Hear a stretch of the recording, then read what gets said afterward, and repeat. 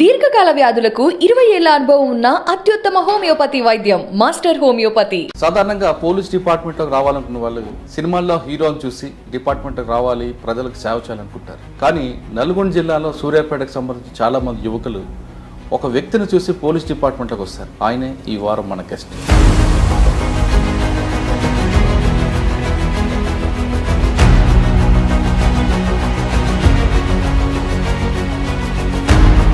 కోటిరెడ్డి గారు by ఛాన్సా by చాయిసా police information? యాక్చువల్గా నేను బై ఛాయిస్ నాది. యాక్చువల్గా ఫస్ట్ నుంచి కూడా డిపార్ట్మెంట్లోకి రావాలని నాకు బాగా ఇంట్రెస్ట్ ఉండేది.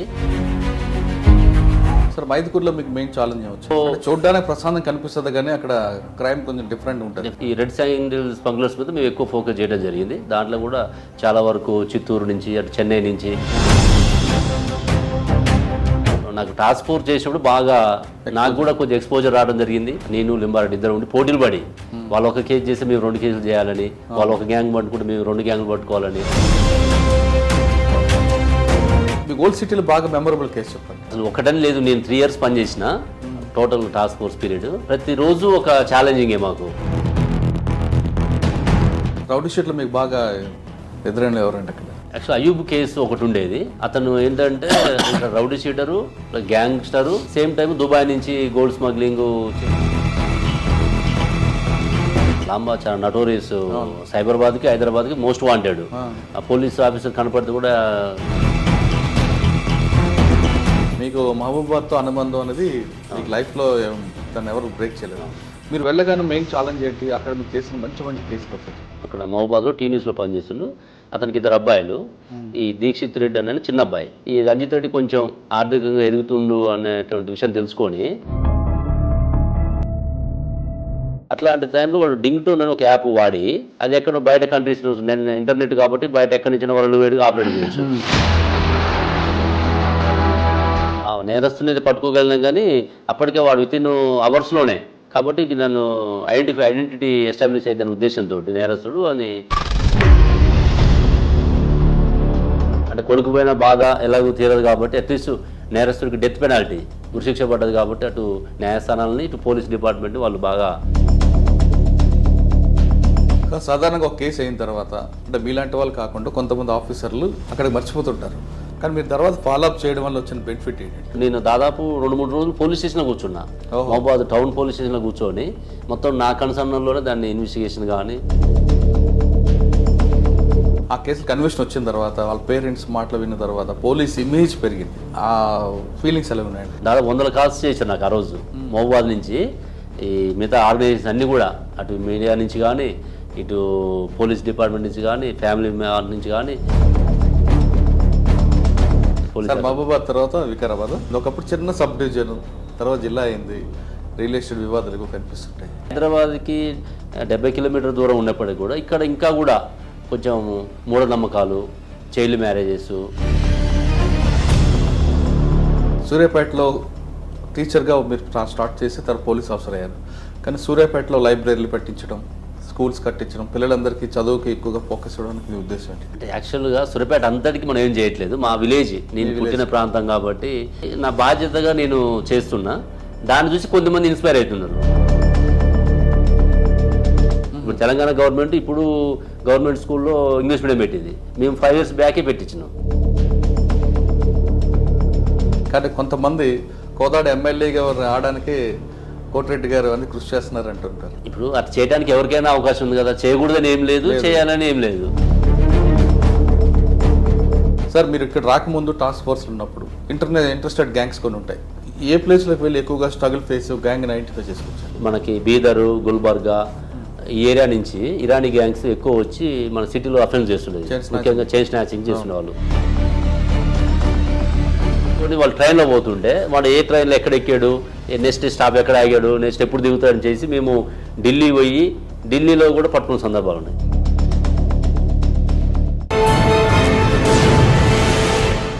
Welcome to crime diaries. సాధారణంగా పోలీస్ డిపార్ట్మెంట్లోకి రావాలనుకున్న వాళ్ళు సినిమాల్లో హీరోని చూసి లేదా పోలీస్ సినిమాలు చూసి డిపార్ట్మెంట్కి రావాలి, ప్రజలకు సేవ చేయాలనుకుంటారు. కానీ నల్గొండ జిల్లాలో సూర్యాపేటకు సంబంధించి చాలామంది యువకులు ఒక వ్యక్తిని చూసి పోలీస్ డిపార్ట్మెంట్లోకి వస్తారు. ఆయన రియల్ పోలీస్, ఆయనే ఈ వారం మన గెస్ట్. ఆయన పేరు ఎన్ కోటిరెడ్డి గారు, IPS superintendent of police Vikarabad. సూర్యాపేటలో ఉన్న ఆయనకి పోలీస్ డిపార్ట్మెంట్ వచ్చిన తర్వాత ప్రజల్లో ఫ్యాన్స్ అవ్వడం కాకుండా ఆయన చుట్టుపక్కల గ్రామస్తులందరూ కూడా ఆయన రోల్ మోడల్గా తీసుకుంటూ చాలామంది డిపార్ట్మెంట్లకు వస్తారు. ఎందుకంటే కోటిరెడ్డి గారు చేసిన వర్క్, ఆ స్టైల్ చూసి ఖచ్చితంగా మనం కూడా డిపార్ట్మెంట్కి వెళ్ళాలి, ప్రజలకు సేవ చేయాలనుకుంటూ వస్తారు. ఆయన రియల్ పోలీస్.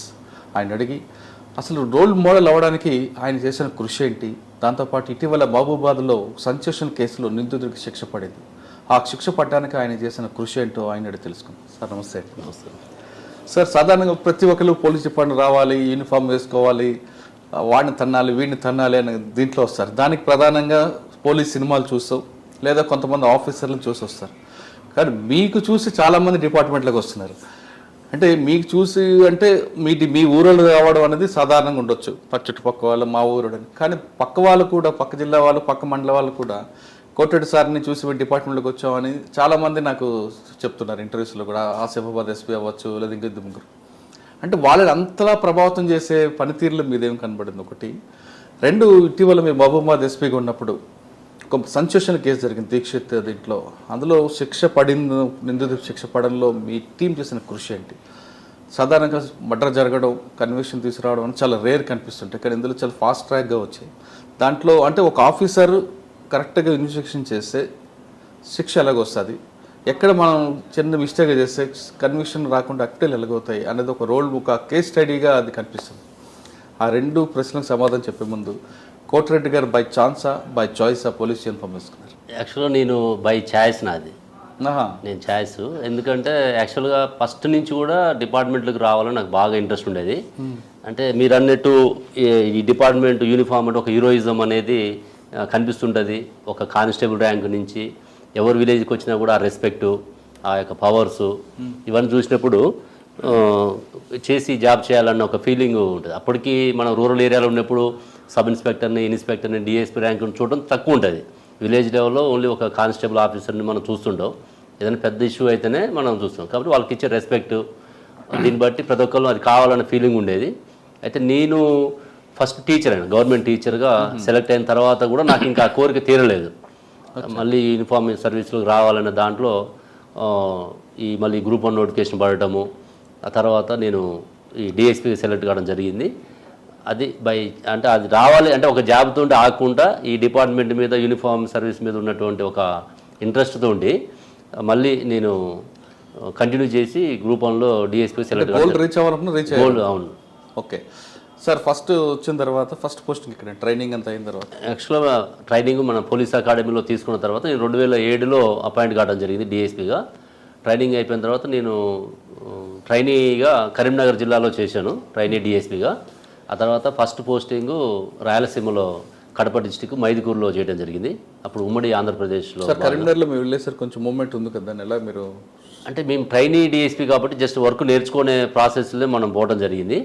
ఆ టైంలో కూడా ఒక ఎన్కౌంటర్ అయింది, ఎక్స్చేంజ్ ఆఫ్ ఫైర్ అయింది సిరిసిల్ల ఏరియాలో. అంటే అప్పుడు ఉన్నటువంటి ఆఫీసర్స్ తోటి నేను కూడా వాళ్ళు పార్టిసిపేట్ కావడం జరిగింది. అంటే నా రోల్ తక్కువే, కానీ నేను వర్క్ నేర్చుకునే ప్రాసెస్లో ఉన్నాను. ఆ తర్వాత మన మైదుకూరు ఫస్ట్ పోస్టింగ్ చేయడం జరిగింది. సార్, మైదుకూరులో మీకు మెయిన్ ఛాలెంజ్ ఏమొచ్చింది? మైదుకూరులో చూడడానికి ప్రశాంతం కనిపిస్తుంది, కానీ అక్కడ క్రైమ్ కొంచెం డిఫరెంట్ ఉంటుంది. అంటే అక్కడ కొంచెం ఈ రెడ్ శాండిల్ స్మగ్లింగ్ ఎక్కువ ఉండేది. ఫ్యాక్షన్ అంటే కొంచెం ఈ పార్ట్ తక్కువనే ఉండేది. పోలీస్ పరంగా అయితే మంచి రెస్పెక్ట్ ఇచ్చేవాళ్ళు. ఈ రెడ్ శాండిల్ స్మగ్లర్స్ మీద మేము ఎక్కువ ఫోకస్ చేయడం జరిగింది. దాంట్లో కూడా చాలా వరకు చిత్తూరు నుంచి, అటు చెన్నై నుంచి గ్యాంగ్స్ కూడా పట్టుకొచ్చి అప్పుడు అరెస్ట్ చేయడము, దాని మీద ఎక్కువ ఫోకస్ చేయడం జరిగింది. సార్, మైదుకూరులో పొలిటికల్ ప్రెజర్ ఎక్కువ ఉంటుంది, మీరైనా ఫేస్ చేశారు? లేదు, అట్లాంటిది ఏం లేదు. అంటే మీకు బాగా గుర్తుండిపోయిన కేసు ఏముందంటే?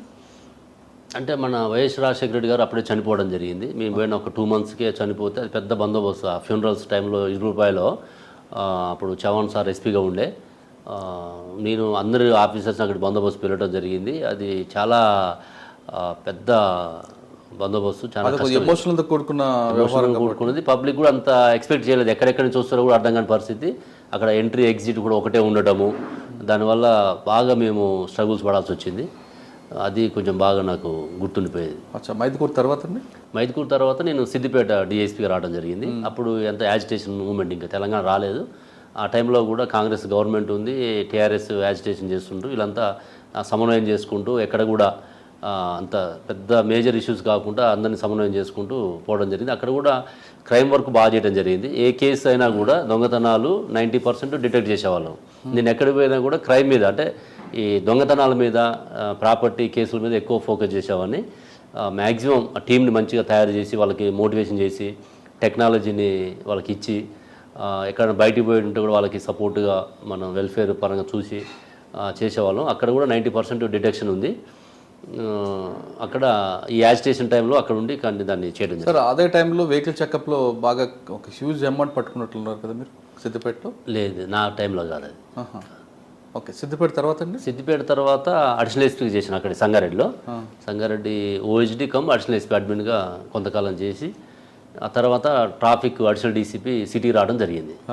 అప్పుడు ఇంకా స్టేట్ ఫార్మేషన్ కాలేదు. 2013-14 టైంలో బాగా యాజిటేషన్స్ అంతా సమైక్యాంధ్ర అని తెలంగాణని అన్నీ కూడా హైదరాబాద్లో జరుగుతుండేది.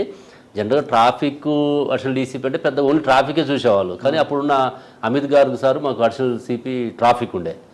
ఆ సారు మా యొక్క యాక్టివ్నెస్ చూసి మమ్మల్ని కూడా లా అండ్ ఆర్డర్ ఇన్వాల్వ్ చేయడం, ప్రతి దాంట్లో కూడా అక్కడ అసెంబ్లీ కాడ కానీ, ధర్నా చౌక్ కానీ, ఎల్బీ స్టేడియంలో మీటింగ్స్ అవుతున్నప్పుడు కానీ ప్రతి దాంట్లో కూడా మేము టాస్క్ ఫోర్స్ తోటి లా అండ్ ఆర్డర్ తోటి మమేకమై చేసేవాళ్ళం. తర్వాత ఈ గణేష్ నిమజ్జనాలు ఎప్పుడు కూడా ట్రాఫిక్ రూల్ యాక్చువల్గా ఎక్కువ ఉంటుంది. ఆ టైంలో మనకి 2 days నడుస్తుండేది మన ట్యాంక్ బండ్ దగ్గర. అది కూడా చాలా మేము దాదాపు 48 hours యూనిఫామ్ ఇడవకుండా దాదాపు నేను 4 years నిమజ్జనాలు అక్కడ చేయడం జరిగింది. అంటే ట్రాఫిక్గా. ఆ తర్వాత ఏమంటే టాస్క్ ఫోర్స్ అడిషనల్ డీసీగా చేయడం జరిగింది. ఆ టైంలో నాకు టాస్క్ ఫోర్స్ చేసినప్పుడు బాగా నాకు కూడా కొంచెం ఎక్స్పోజర్ రావడం జరిగింది. అప్పుడు ఉన్నటువంటి మహేందర్ రెడ్డి సార్ కమిషనర్గా ఉండటము, అంటే గుడ్ రైట్ పర్సన్ని రైట్ ప్లేస్లో పెట్టినట్టు నేను లింబారెడ్డి ఇద్దరు ఉండి పోటీలు పడి వాళ్ళు ఒక కేసు చేస్తే మేము 2 కేసులు చేయాలని, వాళ్ళు ఒక గ్యాంగ్ పట్టుకుంటే మేము 2 గ్యాంగ్లు పట్టుకోవాలని, వాళ్ళు ఇక్కడ లోకల్ గ్యాంగ్ పట్టుకుంటే మేము అదర్ స్టేట్ గ్యాంగ్ పట్టుకోవాలని, ఇట్లా ఆఫీసర్ దగ్గర మనం ఇది చేసుకోవాలి. ఇటు సొసైటీలో కూడా ఈ గ్యాంగ్స్ని అప్పుడే తెలంగాణ వచ్చింది, గవర్నమెంట్ కూడా మాకు బాగా ప్రయారిటీ ఇవ్వడం జరిగింది. ఆ టైంలో బాగా మాకు కూడా సాటిస్ఫాక్షన్ అనిపించింది. మామూలు city Hyderabad city task force వేరు, ఓల్డ్ సిటీ టాస్క్ ఫోర్స్ వేరు. దీన్ని ఇదే కొంచెం ఎక్కువగా ఛాలెంజ్ ఉండే జాబ్ ఇది ఓల్డ్ సిటీది. రౌడీ షీటర్స్ అవ్వచ్చు, రకరకాల యాక్టివిటీస్ ఉంటాయి. అదే టైంలో సాలార్జంగ్ మ్యూజియం కూడా మీ టైంలోనే అయినండి? లేదు, తర్వాత అయింది కదా. ఓకే, మీకు ఓల్డ్ సిటీలో బాగా మెమరబుల్ కేసు చెప్పండి. చాలా కేసులు ఉన్నాయి. చాలా, అసలు ఒకటని లేదు. నేను 3 years పనిచేసిన total task force period. 6 months north జోన్లో ఇక్కడ సికింద్రాబాద్ సైడ్ చేసినాం, 2.5 years ఓల్డ్ సిటీలో చేసినాము. ప్రతిరోజు ఒక ఛాలెంజింగే మాకు. అప్పుడే హైకోర్టు ఇష్యూ, తెలంగాణ వచ్చిన తర్వాత కూడా హైకోర్టు సపరేట్ కావాలని ఒక యాజిటేషన్ నడుస్తుండేది. డైలీ మేము అక్కడ బందోబస్తు చేయాలి. ఏ బందోబస్తు ఉన్నా ఫస్ట్ టాస్క్ ఫోర్స్ ముందు ఉండేది. తర్వాత కొంత చిన్న చిన్న కమ్యూనల్ ఇన్సిడెంట్స్ కూడా అయినాయి. ఆ మక్కా మసీద్ దగ్గర వికారుద్దీన్ చనిపోయినప్పుడు, డెడ్ బాడీ తీసుకొచ్చినప్పుడు, ఫ్యూనరల్స్ ఎప్పుడు, తర్వాత నెక్స్ట్ వాళ్ళ ప్రోగ్రామ్స్ ఎప్పుడు కూడా ఈ కమ్యూనల్ ఇన్సిడెంట్ అయితే కూడా మేము అక్కడ నిలబడి దాన్ని చాలా టాక్టిఫుల్గా హ్యాండిల్ చేయడము. అదే టైంలో భాగ్యలక్ష్మి టెంపుల్ ఇష్యూస్ ఇవన్నీ చాలా జరుగుతున్నాయి. ఓల్డ్ సిటీలో రోజు ఏదో ఒక ఇష్యూ ఎప్పుడు బిజీనే ఉంటుండే వాళ్ళం. దాంతోపాటు సిసిఎస్ సెంట్రల్ క్రైమ్ స్టేషన్ ఉంటుంది హైదరాబాద్లో, మొత్తం హైదరాబాద్ సిటీకి ఒక వెన్నెముక. అట్లాంటి దానికి వాళ్ళకి పోటీ పడి మేము క్రైమ్లో క్రిమినల్స్ పట్టుకురావడంలో కానీ వీటన్నిటిలో కూడా అప్పుడు చేసిన బాగా అవుతుండేది. గవర్నమెంట్ కూడా ఛాలెంజింగ్ తీసుకొని చేసినప్పుడు మాకు టాస్క్ ఇచ్చేవాళ్ళు, టార్గెట్. అట్లా మేము చాలా వరకు జీరోయింగ్ చేసుకుంటూ వచ్చినాం. ఒకప్పుడు వికారుద్దీన్ చనిపోయిన తర్వాత మీరు అప్పటికే అక్కడ ఉన్నారు, కానీ దాని రిటాలియేషన్గా వాళ్ళు కూడా చాలా యాక్టివిటీస్ చేసుకొస్తున్నప్పుడు దీన్ని మీరు ఎలా కంట్రోల్ చేస్తారండి? అంటే అర్థం కాలేదు. వికారుద్దీన్ ఎన్కౌంటర్ తర్వాత అక్కడ కొన్ని ఇష్యూస్ జరిగాయి, దాన్ని అంటే ఎక్కువ బ్లోఅప్ అవ్వకుండా దానిలో కంట్రోల్ బ్లోఅప్ కాకుండా అంటే ఓన్లీ మన సిటీ పోలీసే కాకుండా national agencies, central agencies, NIA కావచ్చు, ఐబీ కావచ్చు, కౌంటర్ ఇంటెలిజెన్స్ కావచ్చు, ఎస్ఐబి కావచ్చు, వీళ్ళందరి కోఆర్డినేషన్ తోటి ఎప్పటికప్పుడు వాళ్ళు నిఘా పెట్టడము, వాళ్ళని ముందే బౌండ్ ఓవర్ చేయడము, పాత కేసులలో ఉంటే అరెస్ట్ చేయడము, వారెంట్స్ ఉంటే వాళ్ళ మీద ఎగ్జిక్యూట్ చేయడము. దానివల్ల అసలు తెలంగాణ గవర్నమెంట్ వచ్చినాక చాలా వరకు మేజర్ కమ్యూనల్ పాయింట్ ఆఫ్ కానీ టెర్రరిస్ట్ యాక్టివిటీస్ చాలా తగ్గినాయి. దానికి మన లోకల్ పోలీస్ కూడా బాగా యాక్టివ్గా పనిచేసిందని చెప్పొచ్చు. రౌడీ షీట్లో మీకు బాగా ఎదురైన ఎవరండి అక్కడ? యాక్చువల్ అయూబ్ కేసు ఒకటి ఉండేది, అయూబ్ ఖాన్ది. అతను ఏంటంటే rowdy sheeter, gangster, same time Dubai నుంచి గోల్డ్ స్మగ్లింగ్ చేస్తున్నది బాగుండేది. అయితే 2 పాస్పోర్ట్స్ ఉండేది, మా అందరికి ఒకటే పాస్పోర్ట్ తెలుసు. ఆ పాస్పోర్ట్ బట్టి మేము అతని మూవ్మెంట్ వాచ్ చేస్తుండే. అతను సీక్రెట్గా ఇంకో పాస్పోర్ట్ తీసుకున్న విషయము చాలా రోజుల తర్వాత మేము టాస్క్ ఫోర్స్లోనే దాన్ని ఇన్ఫర్మేషన్ ఇంటెలిజెన్స్ కలెక్షన్ చేసి అప్పుడు మనకి అమెరికన్ కాన్సులేట్ ఉండేది, యుఎస్ కాన్సులేట్, ఆడికి పోయి వాళ్ళతో సమాచారం తీసుకొని ఇంటర్నేషనల్గా దాన్ని ఫాలోఅప్ చేసి లుకౌట్ నోటీస్ ఇప్పించి అతను ముంబైలో పట్టుకోవడం జరిగింది. ముంబైలో పట్టుకొని వచ్చి తర్వాత అతన్ని పీడీ యాక్ట్ చేయడము, తర్వాత కన్విక్షన్ చేయడం జరిగింది. దాని తర్వాత చాలా వరకు కంట్రోల్ వచ్చింది. అప్పుడు సత్యనారాయణ సార్ డీసీపీ ఉండే, సౌత్ జోన్ డీసీపీ, మేము ఇద్దరం కలిసి కోఆర్డినేషన్లో బాగా వర్క్ చేయడం జరిగింది. సార్ తర్వాత ఎక్కడికి వచ్చారండి?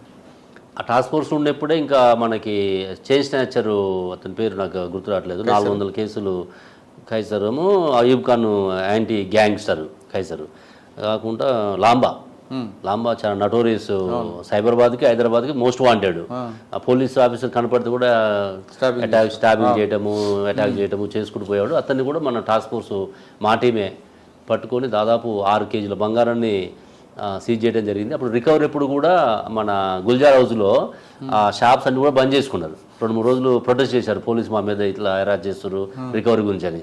అంటే అన్ని కేసులు 400 కేసులు వాళ్ళందరికీ రికవరీ ఇప్పించి ఆ మహిళల ముఖాలు ఆనందం చూసినప్పుడు మాకు కూడా చాలా సాటిస్ఫాక్షన్ అనిపించింది. అప్పుడు మహేందర్ రెడ్డి సార్ కమిషనర్ ఉండి సార్ కూడా బాగా అప్రిషియేట్ చేసి మాకు అందరికీ కూడా రివార్డ్స్ పెట్టడం జరిగింది. సార్ ఓల్డ్ సిటీలో మీరు పనిచేస్తున్న టైంలో మంచి వర్క్ చేశారు, కానీ మీకు old city task force office correct infrastructure ఉంటుంది, మరి ఎలా చేశారండి అక్కడ? అంటే మాకు ఆఫీస్తో పెద్ద పని ఏమి ఉండదు, జనరల్గా మొత్తం ఫీల్డ్ పోస్ట్. టాస్క్ ఫోర్స్ అనేది మొత్తం ఫీల్డ్ పోస్ట్. ఈవెన్ మేము కూడా ఈవెన్ డీసీపీ ర్యాంక్ కూడా ఆఫీస్లో కూర్చునే సందర్భాలు తక్కువ ఉంటాయి. కరెక్టే సార్, ఎంతున్నా ఇంట్రాగేషన్గా ఆఫీస్ వర్క్ అయితే రావాల్సిందే కదా. అంటే జనరల్గా టాస్క్ ఫోర్స్ అనేది ఎప్పుడు కూడా ఆఫీసు ఎప్పుడు ఫోకస్ కాదు, ఎక్కడో ఒకళ్ళ వాళ్ళు కొంచెం సీసీఎస్ కానీ ఇంతకుముందు ఓల్డెన్ డేస్లో క్రైమ్ సీసీఎస్ కానీ టాస్క్ ఫోర్స్ కానీ కొంచెం వాళ్ళకి ఏంటంటే మనం కొన్ని సందర్భాల్లో వాళ్ళని మనం ఇంట్రాగేషన్ చేసేటువంటి సందర్భంలో కొంత హార్ష్గా మనం చేయాల్సి ఉంటుంది. అట్లాంటప్పుడు ఈ కొంచెం ఎక్స్పోజర్కి దూరంగా ఉంటే బెటర్ అనేది ఒక ఆలోచన. తర్వాత ఏంటంటే అది సౌత్ జోన్ డీసీపీ ఆఫీస్లో కూడా అక్కడ ఉన్న ఆఫీసులన్నీ కూడా అట్లుండి తర్వాత ఇప్పుడు బాగా అయిపోయింది. అది ఎప్పుడు చూసినా చార్మినార్ చౌరస్తాలో ఉంటారు కదా. అంటే అది బందోబస్తులో భాగంగా ఉంటాం. చార్మినార్ చౌరస్తాలో ఏంటంటే కమ్యూనల్ పాయింట్ ఆఫ్ వ్యూలో కాబట్టి ఒక టీం ఎప్పుడు అక్కడ అలర్ట్గా ఉండాలంట. Rapid action force, task force, Charminar police, వీళ్ళు ఎప్పుడు అక్కడ అది అక్కడ ఒకటి, బార్కాస్ ఒకటి, అవును, ఫలక్నామా ప్యాలెస్ ఒకటి. రైట్ సార్, తర్వాత ఎక్కడికి వచ్చారండి? నేను టాస్క్ ఫోర్స్ నుంచి మహబూబాద్ ఎస్పీకి పోయాను. అక్కడికి డైరెక్ట్ ఫస్ట్ ఎస్పీకి పోయాను. అక్కడ నేను ఇంకప్పటికి అడిషనల్ ఎస్పీగానే నాకు నా పనితనాన్ని గుర్తించి అక్కడ డిస్ట్రిక్ట్ ఎస్పీకి ఇవ్వడం జరిగింది. అక్కడికి పోయిన ఒక 6 monthsకి నేను నాన్ క్యాడర్ ఎస్పీ అయినా. దాదాపు 5 years పనిచేసిన అక్కడ యాజ్ ఎస్పీగా. ఆల్మోస్ట్ ఒక 4 months తక్కువ 5 years పనిచేసి అక్కడనే ఐపీఎస్గా ప్రమోషన్ తీసుకొని వికారాబాద్కు రావడం జరిగింది. Right sir. సార్ అక్కడికి వెళ్ళేసరికి మీ నాన్ క్యాడర్ ఎస్పీగా వెళ్ళి ఐపీఎస్తో వచ్చారు మీరు. అడిషనల్ ఎస్పీకి వెళ్ళి మీరు ఐపీఎస్ తీసుకుని వచ్చారు. మీకు మహబూబాబాద్తో అనుబంధం అనేది మీకు లైఫ్లో దాన్ని ఎవరు బ్రేక్ చేయలేదు. మీరు వెళ్ళగానే మెయిన్ ఛాలెంజ్ ఏంటి? అక్కడ మీకు చేసిన మంచి కేసులు ఒకసారి, ఎందుకంటే మీ సర్వీస్ మొత్తం అక్కడే 5 years కాబట్టి నేను అక్కడ దాదాపు ఒక 500 villages ఉంటే ప్రతి విలేజ్లో కూడా ప్రతి ఫ్యామిలీలో కూడా నన్ను ఒక పర్సన్గా వాళ్ళు భావించుకునేటట్టుగా మనం రీచ్ అయినాం. ఇతను మా కుటుంబ సభ్యుడు, మా రిలేటివ్ అన్నట్టుగా మనం మాట్లాడే విధానం కానీ మన యొక్క వర్క్ పనితనం కానీ అట్లా వాళ్ళలో మమేకమైపోయినాం. మనం మ్యాక్సిమం కమ్యూనిటీ పోలీసింగ్ అదేంటంటే బాగా అంతకుముందు వరంగల్ జిల్లాకి దూరంగా ఉండేది కార్నరు, ఇటు ఖమ్మానికి దగ్గర ఉండేది, డిస్టిక్ ఏమో వరంగల్ ఉండేది. అట్లా కొంచెం నెగ్లెక్టెడ్ అయింది. అది కొంచెము మావోయిస్ట్ ప్రభావిత ప్రాంతము, తర్వాత ఎన్డీ పార్టీ ప్రభావిత ప్రాంతము, కొంచెం ఎక్స్ట్రీమిస్ట్ పాయింట్ ఆఫ్ వ్యూలో కూడా ఉండేది. ఇటు ఫారెస్ట్ ఉండేది, తర్వాత తాండాస్ ఎక్కువ ఉండేది, గుడుంబా ఎక్కువ ఉండేది. ఇవన్నీ ఇట్లలో డిఫరెంట్గా అన్ని క్రైమ్స్ ఉండేది అక్కడ. అట్లాంటి దాంట్లో మనం పోయిన తర్వాత స్లోగా ఫస్ట్ మా టీంని అంతా కూడా మా మెన్నుని అందరినీ కూడా మోటివేట్ చేసుకొని జనాల్లోకి మనం ఫస్ట్ అప్రోచ్ అయ్యి కొంచెం మర్యాదగా మాట్లాడటం చేయటము. పోలీస్కి అప్పుడే జిల్లా ఏర్పడదు కాబట్టి వాళ్ళు కూడా ఎస్పీని దగ్గర నుంచి చూసిన సందర్భం తక్కువ. మనం కూడా 24 hours యాక్సెసిబిలిటీ ఉండేవాళ్ళం. ఎవరు వచ్చినా కూడా పొలిటికల్ వచ్చినా, ఆఫీసర్స్ వచ్చినా, కామన్ మ్యాన్ వచ్చినా కూడా సేమ్ ట్రీట్మెంట్ రిసీవింగ్ కానీ వాళ్ళ యొక్క సమస్యలు వినటం కానీ ఇట్లా ఫస్ట్ 1 month మనం 1 year అదే ప్రాసెస్ చేయడం వల్ల. కానీ ఆ ప్రాంతంలో ప్రజలకి పోలీసులు అంటే ఒక భయం, పొల్యూషన్ వెళ్ళాలంటే అదొక నామోషి ఉన్న కల్చర్ ఉన్న ఏరియా అండి. దాన్ని ఎలా మీరు షార్ట్అవుట్ చేస్తారు? అదే మేమే ప్రజలకు పోయేవాళ్ళం. బాగా బ్లడ్ డొనేషన్ క్యాంప్స్ అని, మెడికల్ క్యాంప్స్ అని, తర్వాత స్పోర్ట్స్ కిట్స్ అని ఇట్లా అనేక యాక్టివిటీస్ తీసుకొని డోనర్స్ని పట్టుకొని మేమే జనాలకు పోవటం వల్ల ఈజీగా మాకు అప్రోచ్ అయ్యి ఏ క్రైమ్ అయినా కూడా వాళ్ళే ముందు చెప్పేవాళ్ళు. ఒకవేళ లా అండ్ ఆర్డర్ ఇష్యూ అయినా కూడా మీకు ఒక ఎగ్జాంపుల్ చెప్తా. నేను పోయిన ఒక 2.5 years తర్వాత మనకు ఆర్టీసీ స్ట్రైక్ నడుస్తుండేది, స్టేట్ అంతా నడుస్తుంది. అక్కడ మహబూబాద్ కొంచెం బాగా ఈ యాజిటేషన్స్లో ఎక్కువ ఉంటుంది. అక్కడ వామపక్ష భావజాలం ఉంటుంది, తర్వాత ఎన్డీ పార్టీ భావజాలం ఉంటుంది, తర్వాత కుల సంఘాలు ఇవన్నీ యాక్టివ్గా పనిచేస్తుంటాడు. అట్లాంటి దాంట్లో డ్రైవర్ చనిపోయినప్పుడు ఆర్టీసీ డ్రైవర్ చనిపోతే పెద్ద డెడ్ బాడీ హాస్పిటల్కి తీసుకెళ్ళి వాళ్ళు డిపోలో పెట్టేసి అంతా మొత్తం చాలా మంది 1,000 మంది అక్కడ వచ్చేసి ఉంటే కూడా నేను అందరినీ వాళ్ళలోకి పోయి వాళ్ళతో మాట్లాడి ఒక డెలిగేషన్ తీసుకొచ్చి, అంటే మన మీద అంతకుముందు గత 2.5 years చేసినటువంటి మన పని విధానము మన మీద ఉన్న నమ్మకంతో వాళ్ళు తొందరలోనే కొన్ని గంటల్లోనే ఆ యొక్క యాజిటేషన్ ముగించి మేమందరం కూడా పాల్గొని ఆ డెడ్ బాడీ ఫ్యూనరల్స్ దాకా మేము పోయి తర్వాత వాళ్ళకి ఏదైతే కమిట్మెంట్ ఇచ్చామో ఇటు కలెక్టర్తో మాట్లాడి గవర్నమెంట్తో మాట్లాడి మనం ఫెసిలిటేట్ చేయడం జరిగింది. అంటే ఒకప్పుడు మహబూబాద్లో చిన్న దానికే ఫైరింగ్ జరిగిన సంఘటనలు కూడా మనం చూసినాం. అట్లాంటిది ఇంత పెద్ద ఇష్యూని కూడా అదొకటి. తర్వాత ఒక స్టూడెంట్ కూడా కాకతీయ యూనివర్సిటీలో ఒక స్టూడెంట్ నిరుద్యోగ ఎంప్లాయీ కూడా సూసైడ్ చేసుకుని చనిపోతాడు. అతను నేటివ్ మహబూబాదే. అతను ఇక్కడ మన పిఎంఈ పోస్ట్ మార్టం ఇక్కడ హైదరాబాద్లో అయిపోయిన తర్వాత మళ్ళీ మహబూబాద్ తీసుకొస్తే కూడా అక్కడ చాలా యాజిటేషన్ అయింది.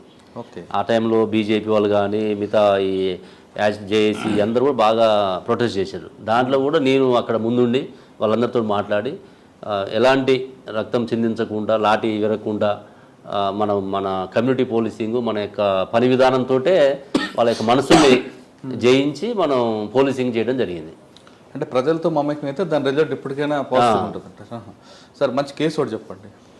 ఇప్పుడు మంచి కేసు అంటే మనకి దీక్షిత్ రెడ్డి అని ఒక అబ్బాయి టీ న్యూస్లో పనిచేస్తున్నటువంటి రంజిత్ రెడ్డి అని వాళ్ళ ఫాదరు అక్కడ మహబూబాద్లో టీ న్యూస్లో పనిచేస్తుండు. అతనికి 2 అబ్బాయిలు. ఈ దీక్షిత్ రెడ్డి అని చిన్న అబ్బాయి 7 to 8 years ఉంటుంది, 9 years అట్లా. మందసాగర్ అని ఒక అబ్బాయి ఈ మహబూబాద్ టౌన్కి పక్కనే వీళ్ళ శనిగపురం అని ఒక విలేజ్ ఉంటుంది. ఈ రంజిత్ రెడ్డి అదే ఊరు, ఆ నేరస్తుడిని కూడా అదే ఊరు, కొంచెం ఒకటే స్ట్రీట్లో వాళ్ళ ఇల్లులు ఉంటాయి. ఈ రంజిత్ రెడ్డి కొంచెం ఆర్థికంగా ఎదుగుతుండు అనేటువంటి విషయం తెలుసుకొని ఆ అబ్బాయిని కిడ్నాప్ చేసి డబ్బులు డిమాండ్ చేయాలని ఒక పథకం పనడం జరిగింది. ఆ రోజు మాకు పోలీస్ స్టేషన్కి కంప్లైంట్ చేశారు. తర్వాత నాకు కూడా ఫోన్ చేశారు రంజిత్ రెడ్డి నైట్ 11కి అనుకుంటా, నైట్ 11కి సార్ ఇట్లా మా అబ్బాయిని ఎవరు కిడ్నాప్ చేశారు. జనరల్గా మేము ఫస్ట్ క్యాజువల్గా తీసుకున్నాం, నార్మల్గా మిస్సింగ్ కేసు ఉంటుంది, ఎవరు పక్కకు పోయి ఉంటారు, అదే ఫ్రెండ్స్ ఉండి పోయి ఉంటారు అని. ఇక తర్వాత ఒక 1 hourకి కొంచెం అది సిచ్యువేషన్ అర్థమవుతుంది మనకి. నేను డైరెక్ట్గా సీన్లోకి పోయి వాళ్ళ ఇంటికి పోయి మొత్తం వాళ్ళతో డీటెయిల్గా మాట్లాడి మా టీం అందరిని తీసుకుపోయి చుట్టుపక్కల మొత్తం కూడా ఇన్ఫర్మేషన్ కలెక్ట్ చేసుకున్నాం. కానీ మాకు ఎటు సీసీ కెమెరాలు చూస్తున్నాము, టెక్నాలజీ చూస్తున్నాము, వాళ్ళ బంధువులు అందరితో మాట్లాడుతున్నాం, మీడియా కాబట్టి ఆ మీడియా ఉన్న పర్సన్స్ అందరూ కూడా వాళ్ళు కూడా కోఆపరేట్ చేస్తున్నారు. అంత చేస్తున్నా కూడా మాకు ఇన్ఫర్మేషన్ దొరకట్లేదు. వాడు మధ్యలో ఏం చేస్తుండు, ఫోన్లు చేస్తుండు, నేరస్తుడు పేరెంట్స్కి ఫోన్ చేస్తున్నాడు, మీరు ఇంత టైం టార్గెట్ పెడుతున్నాడు, లేకపోతే నేను అది చేస్తాను. మాకు కూడా కొంచెం టెన్షన్ పెరుగుతున్నది. సీనియర్ ఆఫీసర్స్కి పైకి మనం ఇన్ఫర్మేషన్ ఇస్తున్నాము, నెక్స్ట్ డే అయింది, ఇది కావట్లేదు. అయితే వాడు ఏంటంటే టెక్నాలజీని అప్పుడే కొత్త వస్తున్న టెక్నాలజీని వాడు అడాప్ట్ చేసుకున్నాడు. అది చిన్న టెక్నాలజీ కానీ అది నేరస్తులు వాడతారు అనే విషయం మన దాకా అప్పుడు తెలియదు. అట్లాంటి టైంలో వాడు డింగ్ టోన్ అని ఒక యాప్ వాడి, అంటే సిమ్ కార్డు మీ సిమ్ కార్డులో కూడా దీన్ని ఏదో ఫ్రెండ్స్ ఉంటే తీసుకొని ఫోన్లో మాట్లాడి దాంట్లో దాన్ని డౌన్లోడ్ చేసి ఈ నెంబరు తోటి వాడు ఇంటర్నెట్ కాల్స్ మాట్లాడేవాడు. మనం వీడి నెంబరు చూస్తున్నాం కానీ అది వేరే నెంబర్ నుంచి వస్తుంది, అది ఎక్కడో బయట కంట్రీస్ ఇంటర్నెట్ కాబట్టి బయట ఎక్కడి నుంచి వరల్డ్ వైడ్గా ఆపరేట్ చేయొచ్చు. అతను హాంకాంగ్లో ఉన్నటువంటి దీంతో వాళ్ళ యాప్స్ అంటే వరల్డ్ వైజ్గా యాప్స్ డెవలప్ చేస్తారు కాబట్టి ఆ యాప్లో వీడు రీఛార్జ్ చేసుకొని దాన్ని వాడి చేయడం వల్ల మనకు చాలా టైం పట్టింది. అట్లా మేము మా టీమే కాకుండా వరంగల్ నుంచి సైబర్ క్రైమ్ వాళ్ళని అక్కడ టాస్క్ ఫోర్స్ వాడుకొని అక్కడ కూడా కాకపోతే మళ్ళీ హైదరాబాదు అప్పుడు మహేందర్ రెడ్డి సార్ డీజీపీ ఉంటే సార్కి మాట్లాడి సార్ కూడా మానిటర్ చేస్తుండే అక్కడి నుంచి. మళ్ళీ సిఐసిఎల్ వాళ్ళని తర్వాత అక్కడ ఉన్న టాస్క్ ఫోర్స్ని హైదరాబాద్ ఉన్న టాస్క్ ఫోర్స్ని వీళ్ళందరినీ వాడటం వల్ల మనం ఏదైతే వాడు యాప్ వాడుతున్నాడో ఆ డింగ్ టోన్ యాప్ ద్వారా మనం మెయిల్స్ పెట్టి వాళ్ళకి అదర్ కంట్రీకి దానికి సమాచారం తీసుకొని అప్పుడు మనం చేయడానికి మనకు 2-3 days పట్టింది. స్పందించారు వెంటనే, వాళ్ళు ఎమ్మటే స్పందించారు. అంటే మన మెయిల్స్ పోవటము దాన్ని ఈ ఫాలోఅప్ అంతా అవుతుంటే ఎమ్మటే వాళ్ళు కూడా 2 రోజులు గడిచిపోయింది. ఫస్ట్ 1 day అంతా మేము మా లెవెల్లోనే మేము చేసినాం, తర్వాత మన స్టేట్ లెవెల్లో చూసుకున్నాం, ఇదే తర్వాత వాళ్ళకి మెయిల్స్ పెట్టి అదంతా వచ్చరికి మనకి పట్టింది.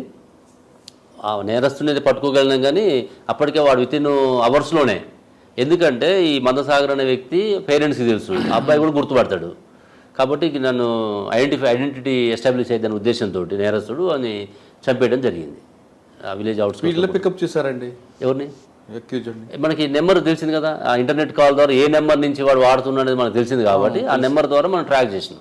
చేసి ఎక్కడ దొరికాడు? వాడు మళ్ళీ జనాల్లో తిరుగుతున్నాడు. వాడు టౌన్లో ఒక మెకానిక్ షాప్ ఉంది వానికి, ఆ చూసుకుంటూ అబ్జర్వ్ చేసుకుంటూ పబ్లిక్లో తిరుగుతున్నాడు.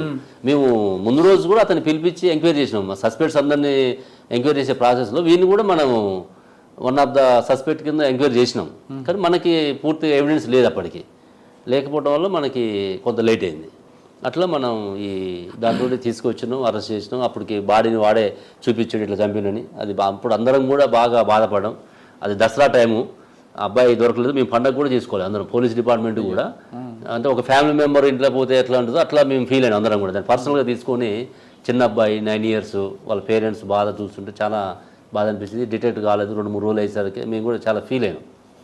ఆ తర్వాత ఇక మనం చేయగలిగింది ఏంటంటే నేరస్తుడిని పట్టుకున్నాము, ఎట్లయినా దీన్ని శిక్ష వేయాలనే ఉద్దేశంతో అప్పుడే మేము అందరం సీరియస్గా తీసుకొని దాని ప్లాన్ ఆఫ్ యాక్షన్ మన పబ్లిక్ ప్రాసిక్యూటర్స్తో మాట్లాడి, లీగల్ అడ్వైస్తో మాట్లాడి, మేజిస్ట్రేట్స్ని కలిసి మా టీం అంతా కూడా అప్పుడు ఉన్నటువంటి సిఐ అక్కడ రవికుమార్ ఉండే, డిఎస్పీ నరేష్ కుమార్ ఉండే, నేను మీ అందరం కలిసి, తర్వాత వచ్చినటువంటి ఆఫీసర్స్ కూడా మళ్ళీ మేము అందరం ట్రాన్స్ఫర్ అయిపోయాం అక్కడి నుంచి. ఛార్జ్ షీట్ వేసిన తర్వాత 10 రోజులకి వచ్చిన ఆఫీసర్తో కూడా మళ్ళీ కాంటాక్ట్ ఉండి, మొన్నటి వరకు కూడా శరత్చంద్ర ఎస్పీ ఉండే, ఇప్పుడు చంద్రమోహన్ ఎస్పీ, వాళ్ళతో కూడా నేను మాట్లాడి ఈ కేసు పర్సనల్గా తీసుకోవాలి అని చెప్పేసి చెప్పడం.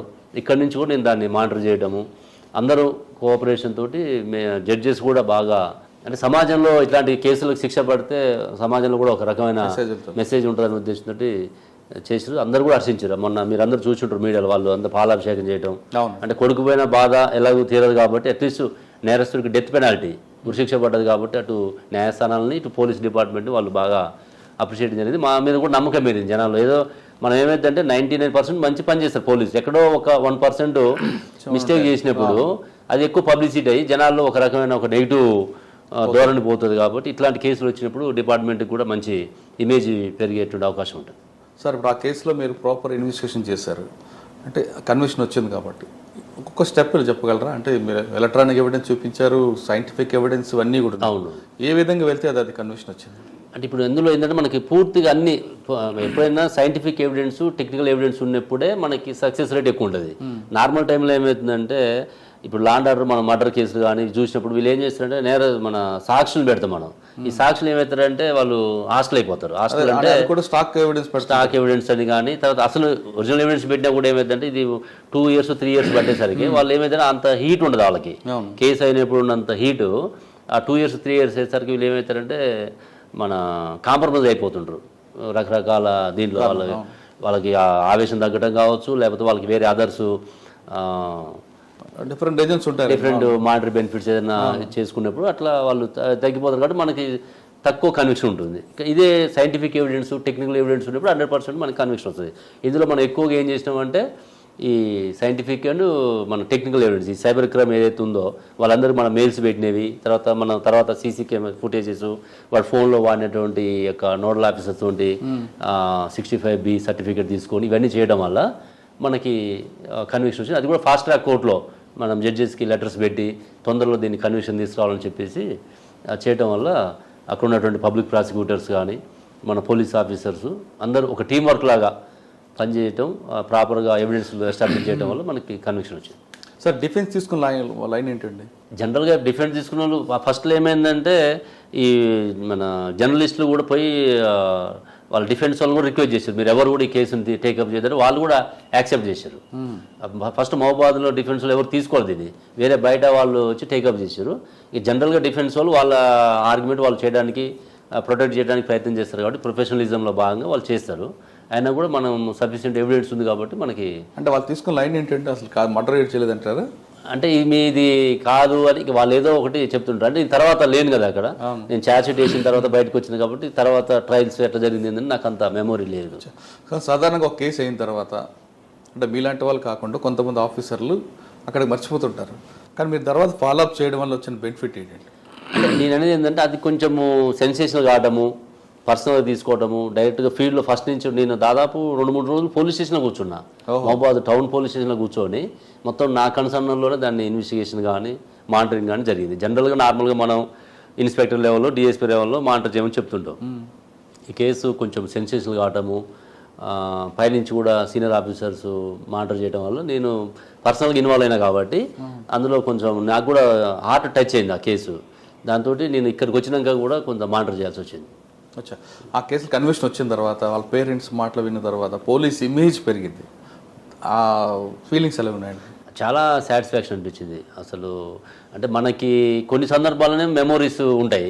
ఎట్లా మనం ఫస్ట్ గవర్నమెంట్ జాబ్ వచ్చినప్పుడు, మనకు నచ్చిన వాళ్ళని మ్యారేజ్ చేసుకునేప్పుడు, లేకపోతే మన పిల్లలు మంచిగా ఎదిగినప్పుడు, ఇట్లా మన పర్సనల్ లైఫ్లో ఉంటుంది. అట్లా కాకుండా ఈ డిపార్ట్మెంట్ పరంగా, ప్రొఫెషనల్ పరంగా కూడా నాకు అంత తన్మయం అయిపోయింది నేను కూడా. అంటే వాళ్ళ పేరెంట్స్ నాకు ఫోన్ చేయడం, దాదాపు 100 కాల్స్ చేశారు నాకు ఆ రోజు. మహబూబాద్ నుంచి ఈ మిగతా ఆర్గనైజేషన్స్ అన్నీ కూడా, అటు మీడియా నుంచి కానీ, ఇటు పోలీస్ డిపార్ట్మెంట్ నుంచి కానీ, ఫ్యామిలీ నుంచి కానీ, అదర్ అక్కడ ఉన్నటువంటి లీడర్స్ కానీ, అంటే అప్పుడు మేము కష్టపడ్డదంతా గుర్తింపు వచ్చిందని వాళ్ళు మమ్మల్ని మర్చిపోకుండా. ఒక కోటిరెడ్డి గారే కాదు, పోలీస్ ఇమేజ్ పెరిగింది, పోలీస్ ఇమేజ్ పెరిగింది, డిపార్ట్మెంట్ ఇమేజ్ పెరిగింది అనేది. ఆ టైంలో నేను ఎస్పీగా ఉండి నేను అప్పటికే దాదాపు జనాల్లోకి బాగా చొచ్చుకుపోవడం వల్ల వాళ్ళకి చాలామంది గుర్తుపెట్టుకుని ఫోన్ చేయడం జరిగింది. ఓకే సార్, మహబూబాబాద్లో ఇంకా మీకు ఆర్గనైజ్డ్ క్రైమ్ ఏమైనా బ్రేక్ చేశారా? ఆర్గనైజ్డ్ క్రైమ్స్ అంటే అక్కడ కొంచెం తక్కువే, కాకపోతే ఇది ఎక్కువ మన బ్లాక్ జాగర్ ఎక్కువ నడుస్తుండేది. ఆ తాండాస్ ఎక్కువ ఉండటము, కొంత గుడుంబ ఎఫెక్ట్ ఉండటము. మనకి మన స్టేట్లో బ్లాక్ జాగర్ బ్యాన్ చేసినప్పటికి కూడా ఈ చిత్తూరు నుంచి, ఒంగోలు నుంచి అట్లా ఎక్కువ వస్తుండేది. దాంట్లో మేము ఎక్కువ ఫోకస్ చేసి చెక్ పోస్ట్ పెట్టి ఎక్సైజ్ డిపార్ట్మెంట్ కోఆర్డినేట్ చేసి కొద్దిమంది పీడీ యాక్ట్ కూడా వేయడం జరిగింది. అదేవిధంగా కొంచెం గాంజా కూడా మనకి అటు ట్రాన్సిట్ పాయింట్ లాగా ఉండేది. మనకి ఆంధ్రప్రదేశ్ సబ్ బార్డర్ నుంచి వచ్చినప్పుడు భద్రాచలము, ఖమ్మము, మహబూబాద్ నుంచి ఇట్లా వరంగల్ నుంచి కూడా అటు మహారాష్ట్రకి, ఢిల్లీకి అట్లా ఒకసారి ఇట్లా హైదరాబాద్ నుంచి రాకుండా డైవర్షన్లు అట్లా తీసుకుపోతుండేది. అట్లా కూడా మనం చాలా కేసులు డిటెక్ట్ చేయడం జరిగింది. ఈ బ్లాక్ గుడుంబ తర్వాత వీటి మీద కూడా ఎక్కువ ఫోకస్ చేయడం జరిగింది. అచ్చా సార్, 4.5 సంవత్సరాల్లో మీ కన్విక్షన్ రేట్ ఎంత ఉందండి, రికవరీ రేట్? అంటే అంత కరెక్ట్గా ఐడియా లేదు కానీ మ్యాక్సిమం అయితే ఒక 40%. అంటే స్టేట్ జనరల్ కన్విక్షన్ రేట్ 30-40% ఉంటుంది. అది స్టేట్ యావరేజ్ని మేము తగ్గకుండా, అంటే మీకు అన్నిటికన్నా ప్లస్ ఇదే కనిపిస్తుంది కదా. ఇదేమో సెన్సేషన్ అయింది కాబట్టి మనం ఇది డెత్ పెనాల్టీ వచ్చింది. డెత్ పెనాల్టీ వచ్చే సందర్భంలో చాలా తక్కువ ఉంటాయి. జనరల్ లైఫ్ కన్విక్షన్ వస్తేనే ఎక్కువ. అట్లాంటి డెత్ పెనాల్టీ అనేది ఇంకా అది అల్టిమేట్ అనేది. ఇది స్టేట్లోనే అది మన ఒక రోల్ మోడల్ కేసు అంటే దాన్ని ఇప్పుడు ఆ కేసుని తర్వాత ఎన్పిఎల్ కూడా నేను తర్వాత ఐపీఎస్ అయిన తర్వాత నేషనల్ పోలీస్ అకాడమీకి ట్రైనింగ్కి వెళ్తాను ఒక 45 days. వెళ్ళినప్పుడు కూడా అక్కడ ఒక రోల్ మోడల్గా క్లాసిక్ కేసుగా దీన్ని కూడా చెప్పడం జరుగుతుంది అక్కడ. నాకు కూడా ఆశ్చర్యం వచ్చింది. నేను ఆ కేసులో అప్పుడు ఇన్వెస్టిగేషన్ ప్రత్యేక చూసి ట్రైనింగ్లో కూడా ఇట్లా ఈ కేసులు ఇట్లా అయినాయి, ట్రెండ్స్ అంటే క్రైమ్స్ ఎప్పటికప్పుడు మారుతుంటాయి కదా, అట్లాంటి ట్రెండ్స్ ఇట్లా ఉన్నాయి అనేది ఇది ఒక క్లాసిక్ కేసుగా అక్కడ చెప్తుంటే నాకు కూడా చాలా, అందులో నేను ఒక మెంబర్ కావడము నాకు చాలా హ్యాపీ అనిపించింది.